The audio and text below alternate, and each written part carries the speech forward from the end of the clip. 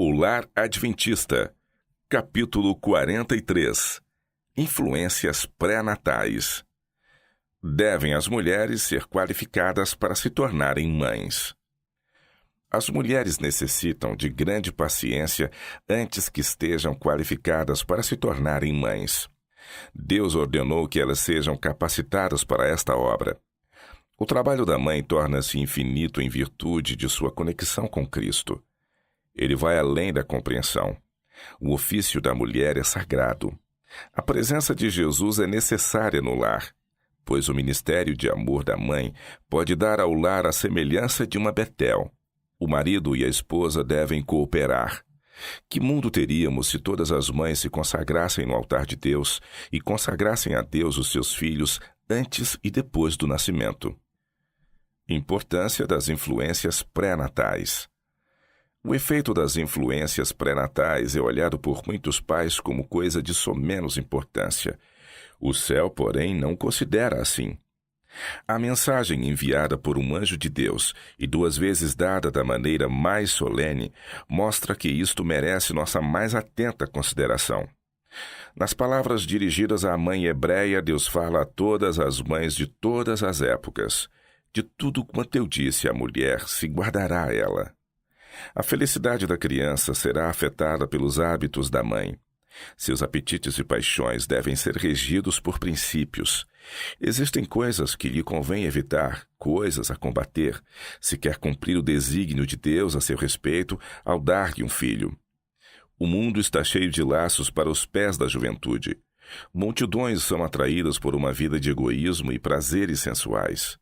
Não podem discernir os perigos ocultos ou o terrível fim da senda que se lhes parece o caminho da felicidade.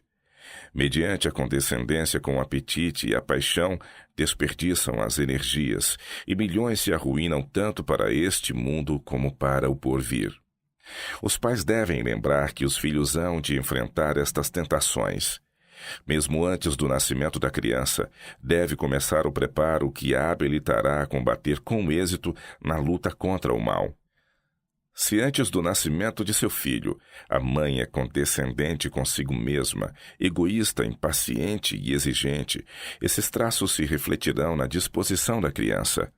Assim, muitas crianças têm recebido como herança quase invencíveis tendências para o mal.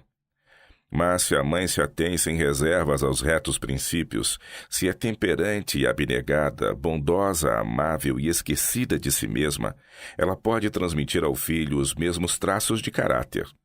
Necessidade de cuidado pré-natal. É um erro que geralmente se comete o não fazer qualquer diferença na vida de uma mulher antes do nascimento de filhos. Neste importante período, o trabalho da mãe deve ser aliviado. Grandes mudanças estão se operando em seu organismo. Este requer maior quantidade de sangue e, consequentemente, aumento em alimentos de qualidade a mais nutritiva para converter-se em sangue.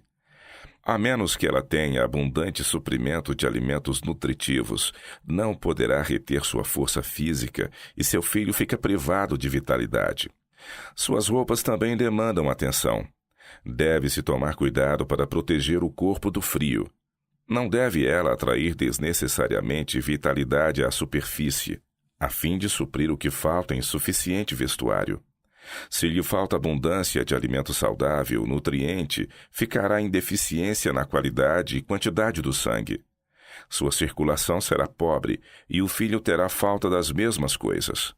Haverá na criança falta de capacidade para apropriar-se do alimento que possa converter em bom sangue para a nutrição do organismo. A boa condição da mãe e do filho depende muito de roupas boas e quentes e de suprimento de alimento nutritivo. Deve exercer-se grande cuidado para tornar alegre e feliz o ambiente que circunda a mãe. O esposo e pai está sob a especial responsabilidade de fazer tudo o que estiver em seu poder para aliviar a carga da esposa e mãe. Deve levar tanto quanto possível o fardo que representa a sua condição. Deve ser afável, cortês, bondoso, terno e especialmente atencioso para com todos os seus desejos. Algumas mulheres que aguardam filho não recebem nem metade do cuidado que se dispensa a animais no estábulo. O apetite não é um guia seguro. A ideia de que a mulher, dada sua especial condição, deve deixar plena liberdade ao apetite é um erro baseado no costume, mas não no bom senso. O apetite da mulher nesta condição pode ser variável, caprichoso e difícil de ser satisfeito, e o costume permite-lhe ter tudo o que sua fantasia deseje, sem consultar a razão se tal alimento pode suprir nutrimento ao corpo da mãe e crescimento ao filho. O alimento deve ser nutritivo, mas não de qualidade estimulante. Se há necessidade de simplicidade da dieta e cuidado especial quanto à qualidade do alimento, é neste importante período. Mulheres que possuem princípio e que são bem instruídas não se afastarão da simplicidade do regime neste tempo principalmente. Considerarão que outra vida depende delas e serão cuidadosas em todos os seus hábitos e especialmente no regime. Não devem comer o que seja estimulante e desprovido de nutrimento, apenas porque é gostoso. Há muitos conselheiros prontos a persuadi-las a fazer coisas que a razão diz não dever serem feitas. Filhos enfermos nascem como resultado da satisfação do apetite pelos pais. Se é levado ao estômago tanto alimento que os órgãos digestivos são compelidos a um trabalho excessivo, a fim de ter e dispor e libertar o organismo de substâncias irritantes, a mãe se prejudica a si mesma e põe os fundamentos para a enfermidade da prole. Se ela escolhe comer o que gosta e o que a fantasia exige, sem considerar as consequências, levará às penalidades, mas não sozinha. Seu inocente filho tem de sofrer por causa de sua imprudência. Domínio próprio e temperança. As necessidades físicas da mãe não devem de modo algum ser negligenciadas. Dela dependem 2 vidas, e seus desejos devem ser bondosamente considerados, supridas generosamente suas necessidades. Mas neste tempo, mais que em qualquer outro, tanto no regime alimentar como em tudo mais, deve evitar qualquer coisa que possa enfraquecer-lhe o vigor físico ou mental.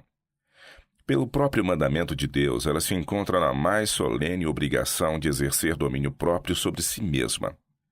A base de um caráter reto no futuro homem é firmada nos hábitos de estrita temperança da parte da mãe antes do nascimento do filho.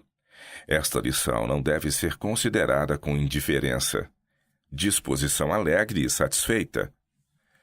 Toda mulher prestes a tornar-se mãe, seja qual for o seu ambiente, deve animar constantemente uma disposição feliz, alegre e contente, sabendo que por todos os seus esforços postos nesta direção, será ela recompensada 10 vezes mais no caráter tanto físico como moral de seu rebento. E isto não é tudo. Ela pode, pelo hábito, acostumar-se a pensamentos bem-humorados e assim encorajar um feliz estado de espírito e lançar alegre reflexo de sua própria felicidade de espírito na família e nos que com ela se associam. E, em grande medida, sua saúde física melhorará.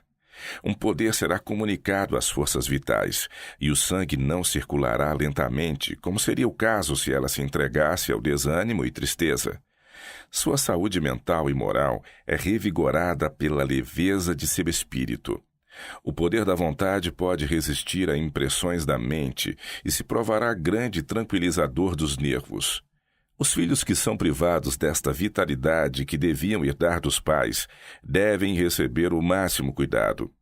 Por cerrada atenção às leis do seu ser, melhor condição destas coisas pode ser estabelecida. Atitude de paz e confiança. Aquela que espera tornar-se mãe deve conservar sua alma no amor de Deus. Seu espírito deve estar em paz. Ela deve descansar no amor de Jesus, pondo em prática as palavras de Cristo. Deve lembrar-se de que a mãe é colaboradora de Deus.